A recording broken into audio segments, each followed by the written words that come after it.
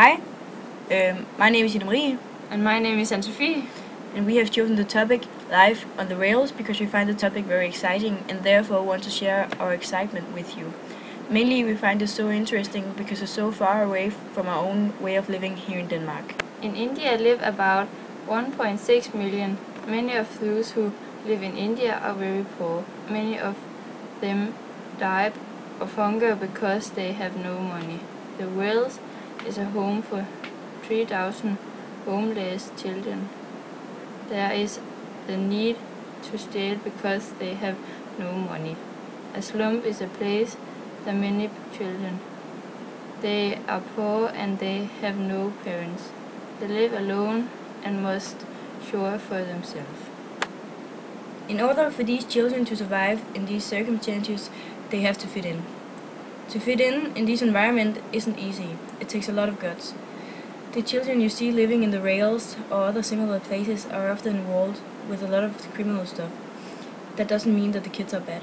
Drugs and stealing and many other criminal stuff are the only opportunity to survive. A smart street child will often choose a place like the rail. Why, you ask me?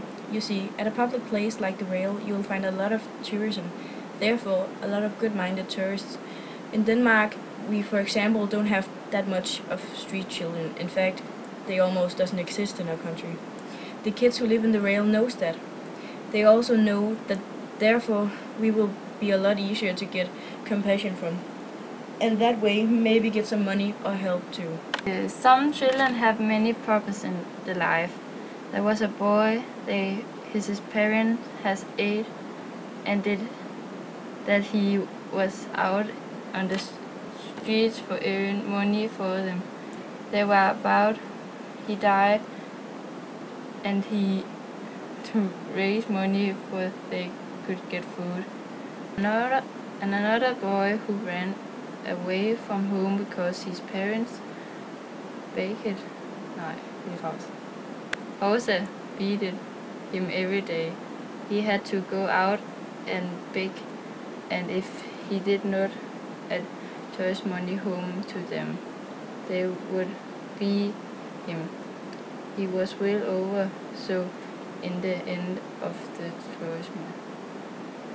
There was also a boy in a assistance, which means that he lost his mother and father.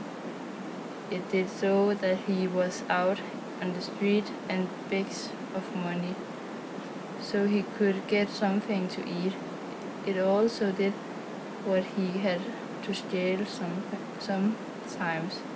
The kids do not really have a choice always, because they are the ones who must make money to parents. So now, the million-dollar question. How can we help these poor little people living in these circumstances day by day, fighting for their life?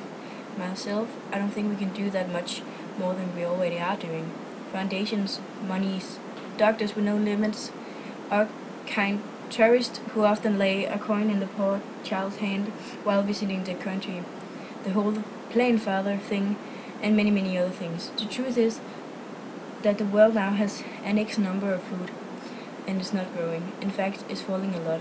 So many people, especially in these countries, will starve eventually. Of course, we will continue helping as much as we can. Sadly, I just don't think this is ever going to change.